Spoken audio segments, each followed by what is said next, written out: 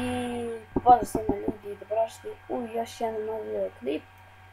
Danas ću vam pokazati kako smanjiti bug u igricama.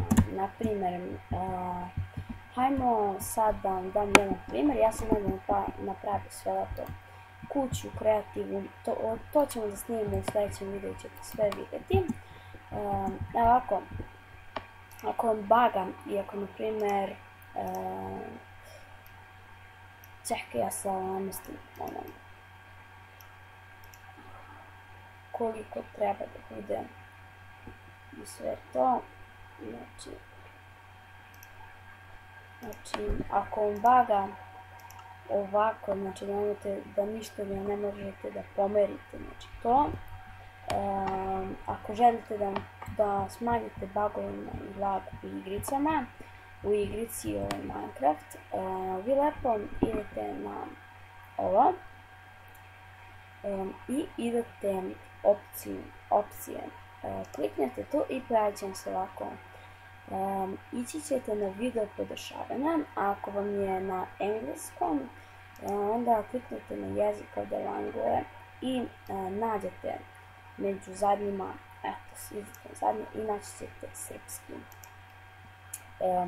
Onda idete u video podešavanja i pojavit će vam se tu ovako. Sad, prvo što radite, to je, ovdje piše grafika lepa, vi namislite da bude brza grafika, znači lepo je da baš sve bude lepo i to sve sama reč kaže, a brza je da ne bude baš sve tako kao što je u lepoj grafici, lišće malo drugačije, ali ništa pretjerano. Onda Jenkins, to je daljina koliko možete da vidite.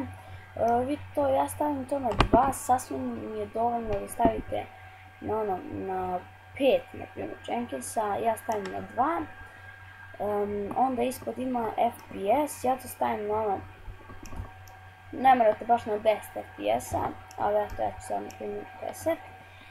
Čestice smanjite umanjene, znači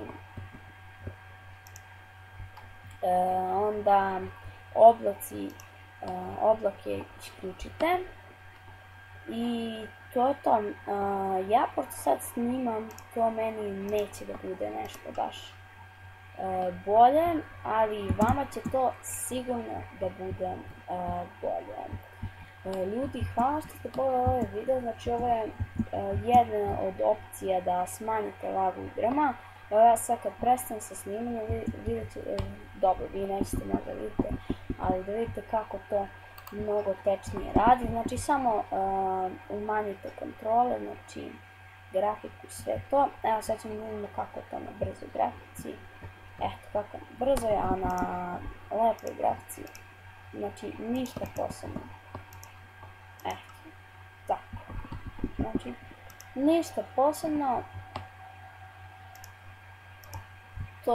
To koristi ako imate jak kompjuter i ako ne boga, znači to verovatno vam neće trebati. Slobodno igrajte ovako, ali ako imate malo slabiji kompjuter, a želite da vam Minecraft ne laga, vi uradite ovo i sigurno vam neće lagati. Ljudi, hvala što ste pogledali moj prvi tutorial, a mi se vidimo vrlo uskoro. Ćao!